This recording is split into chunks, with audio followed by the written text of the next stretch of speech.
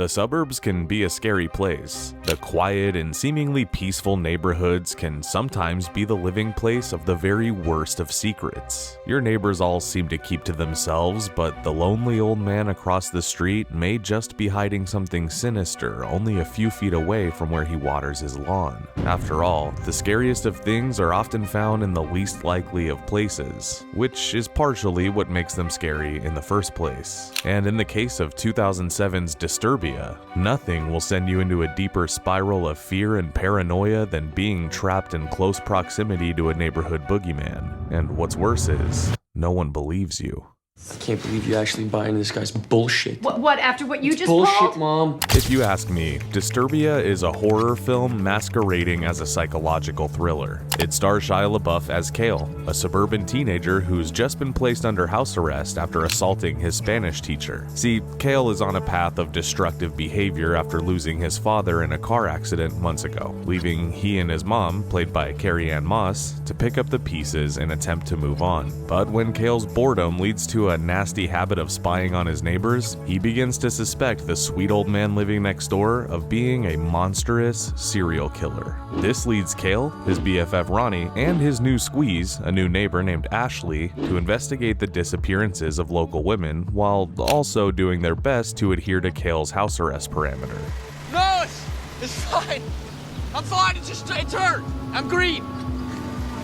The movie is similar in tone and plot to something like Rear Window, while also having a bit of the Burbs in there for good measure. But it's really a story about the all-too-real threats of stranger danger.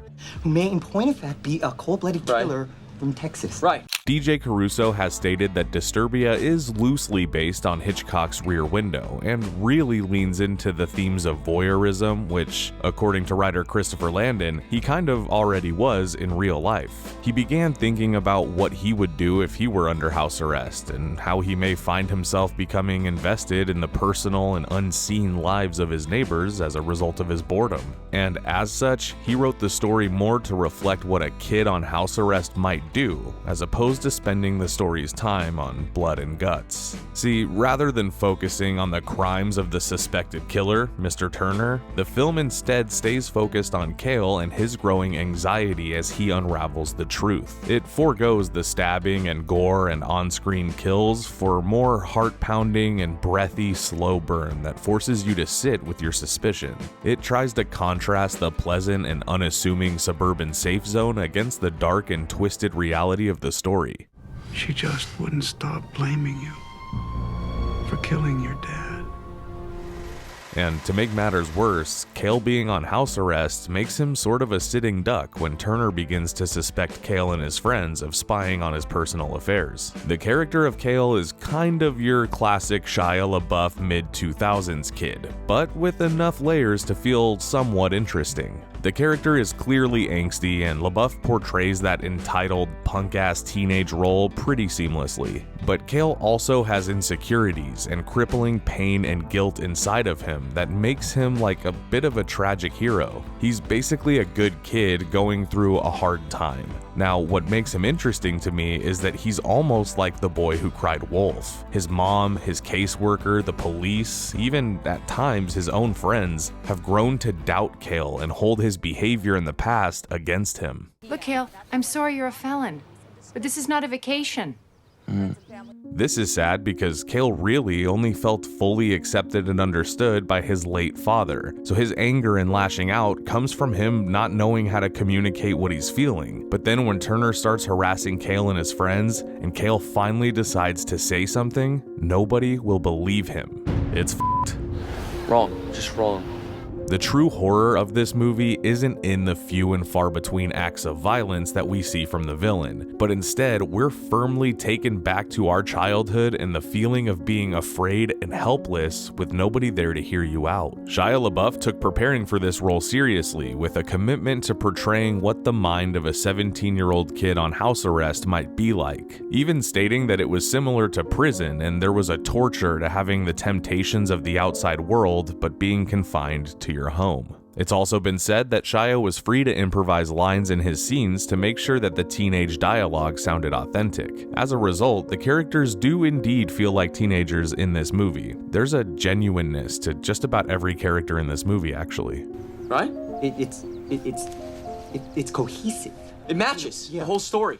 One of my favorite aspects of this movie is the choice that director DJ Caruso made not to develop the villain in any way. In similar but not comparable fashion to things like The Shape and The Joker, we get a killer who doesn't have much for motivation, other than killing because he wants to. We don't get a sympathetic or even half-baked backstory on who this guy is or where he came from. He's just a horribly violent and elaborate serial killer, and that's all he is. This could have come across as odd if you were hoping for answers as to why any of these movies' events have happened, but there's a rawness to the story that feels brisk and refreshing by stripping away the backstory and just giving us the goods. All I wanted was to live in peace. Even in the preparation that this cast did for the film, you can see that they were trying to develop strong characters. Rather than watching suburban slashers like Halloween or Scream, Shia Labeouf watched films like The Conversation, Straw Dogs, Rear Window, of course, and even one of the greatest romantic comedies of all time, Say Anything. I sat across from her in a mall. We ate together. We ate. That's eating, sharing an important physical event. That's not even a scam. These movies are shrouded in more of the psyche of a victim than a villain, and furthermore, they all deal in themes of anxiety and danger of the catch. And the same might be true for Say Anything, but I think it's more likely that they use that film as a reference strictly for the teen romance plot line of the movie. So much for being spiritually challenged. Scary? Oh, yes. It terrifies me. When Turner realizes that the kids are watching him, the movie really goes into a spiral of paranoia. There's a scene where Cale sends Ronnie into Turner's garage with a video camera to see if they can find what they believe is a dead body in his trash can. The scene is shot so frantically, and the shaking hands of Cale's best friend are our window into the horrors of the garage. Or so we think. What about my friend then, huh? Where's my friend then? Ah!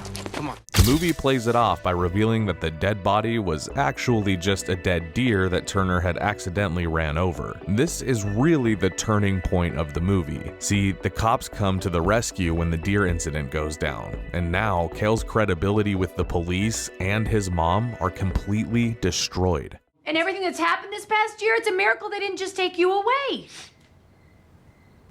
You are breaking my heart, Cale. This gives Turner the upper hand, and boy, does he know it. Once Cale's suspicions are out in the open, Turner gets brave as he gets close to Cale's mom, he confronts Ashley, and he seemingly kills Ronnie. But we later find out that Ronnie just got scared and ran away, and he's fine, I guess. Dude, did you want me to go up to the cops and be like, oh, hey, you know what, officer, he's right, I was in his house. Everything culminates in a final showdown with Turner and Cale as Turner attempts to kill Cale's friends and family. It's here that Turner reveals that had Cale just left him alone and minded his own business, none of this would have happened. But what that means to me is that Cale was exactly where he needed to be, despite the law literally telling him otherwise. Let's run it back. Cale's father dies, and this kicks off his bad behavior. Then Cale punches his teacher as a direct result of his grief. Then Cale is placed on house arrest where he gets so bored that he spies on his neighbor and finds out he's a killer and then blows the case wide open. Every event was leading to Turner's ultimate demise. So it's ironic that Turner says a line like that because had none of that happened, the Burbs would be hosting their very own Night Stalker and Cale wouldn't even know about the danger that lived across the street. That reads to me like ignorance is bliss, but knowledge is necessary. And that's it? That's what you're leaving me with? Cale's grief and loss is what caused the worst of things, but also led to the undoing of suburbia's scariest gardener. So in a way, the film almost wants to convince us that the tragic events that happen in our lives can lead to catching a heinous serial killer and getting a girlfriend, or something like that. Soon to be the most popular video on YouTube.